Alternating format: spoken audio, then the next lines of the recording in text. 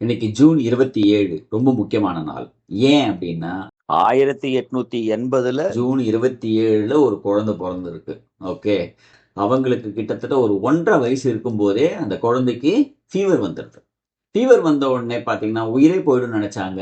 ஆனா அந்த குழந்தைக்கு காது கேட்காம போயிருச்சு, கண்ணு தெரியாம போயிருச்சு. யோசிச்சு பாருங்க, ஒரு சின்ன குழந்தை காது கேட்காம போயிருச்சு, கண்ணு தெரியாம போயிருச்சு. அந்த குழந்தை இதுக்கப்புறம் என்ன பண்ணும் அப்படிங்கிறது ஒரு பெரிய கேள்விக்குறியா போயிடுச்சு.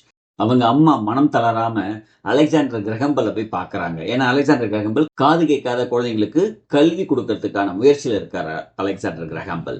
ஸோ அவருடைய அறிவுரையினால அவங்க ஒரு ஆசிரியர் சந்திச்சு அந்த குழந்தைக்கு ஒரு டீச்சரை ஃபிக்ஸ் பண்றாங்க. அந்த டீச்சரோட பேரு ஹென் சாலிவன். அந்த குழந்தைய வந்து பார்க்குறாங்க அந்த டீச்சர். பார்க்கும்போது ஒரு டாய் கொண்டு வந்து கொடுக்குறாங்க, ஒரு பொம்மை கொடுக்குறாங்க. இந்த கையில் டால்னு எழுதுறாங்க. ஆனால் அந்த குழந்தைக்கு இந்த கையில் இருக்க விஷயத்தை தான் இந்த கையில் எழுதுறாங்கன்றதே புரியல. ஸோ இதை முதல்ல புரிய வைக்கணும். அந்த குழந்தைய கூட்டிகிட்டு போய் தோட்டத்தில் தண்ணியை ஒரு கையில் ஊற்றுறாங்க. விளையாட்டுத்தனமாக அப்படியே சில்லுன்னு விளையாடிட்டு கையில் ஊற்றிட்டு இன்னொரு கையில் வாட்டர் அப்படின்னு எழுதுறாங்க. அப்படி எழுதும்போது அந்த வடிவம் இருக்கு இல்லையா, இந்த வடிவம் தான் இந்த விஷயம் அப்படின்றத புரிய வைக்கிறதுக்கு அந்த டீச்சர் முயற்சி பண்ணி செஞ்சிருப்பாங்க. யோசிச்சு பாருங்க, கண் தெரியல, காது கேட்கல, அந்த குழந்தை ஒரு கையில ஒரு விஷயத்தையும், இப்ப பூமினா பூமியை தொட்டுட்டு இந்த பக்கத்துல எர்த்துன்னு எழுதுவாங்க. சோ இந்த எர்த்துங்கிற வடிவம் தான் இந்த விஷயம் அப்படிங்கிறத புரிய வச்சு கிட்டத்தட்ட ஒரு 30 வார்த்தைகளை அன்னைக்கு ஒரே நாள்லயே அந்த குழந்தை கத்துக்கிறாங்க.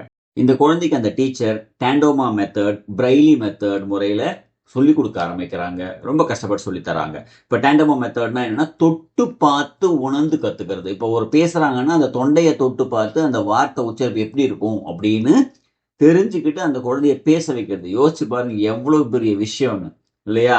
அந்த பிரைலி மெத்தட்னா ஒரு டாட் இருந்தா ஏ, 2 டாட் இருந்ததுன்னா பி. இது போல இந்த 2 மெத்தட்ல அந்த குழந்தைய நல்லா படிக்க வைக்கிறாங்க. அந்த குழந்தையும் ஆர்வமா எல்லாத்தையும் கத்துக்கிறாங்க, பேச ஆரம்பிக்கிறாங்க, எழுத ஆரம்பிக்கிறாங்க. அதுக்கப்புறம் யூனிவர்சிட்டியில போய் சேர்றாங்க. அமெரிக்கால ஒரு யூனிவர்சிட்டியில சேர்றாங்க. சேர்ந்து டிகிரியும் முடிக்கிறாங்க.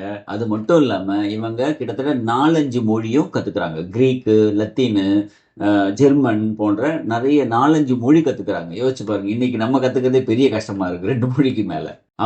அவங்கள பத்தின சுயசரிதை புக் எழுதியிருக்காங்க. த ஸ்டோரி ஆஃப் மை லைஃப்னு அவங்க படிக்கிற காலத்திலேயே அவங்க புக் எழுதியிருக்காங்க. அவங்க லைஃப் டைம்ல கிட்டத்தட்ட 12 புக் எழுதியிருக்காங்க. 1932ல ஸ்காட்லாந்து கவர்மெண்ட் ஹானரபிள் டாக்டர் பட்டம் கொடுத்திருக்காங்க அவங்களுக்கு. இன் 1964ல அமெரிக்காவிலேயே உயர்ந்த விருதான பிரசிடென்சியல் மெடல் ஆஃப் ஃப்ரீடம் அப்படிங்கிற விருதையும் வாங்கியிருக்காங்க. இப்படிப்பட்ட அதிசயமான அற்புதமான பெண் தான் ஹெலன் கில்லர். இந்த ஹெலன் கில்லர் பிறந்த தினம் இன்று. வாழ்த்துக்கள்.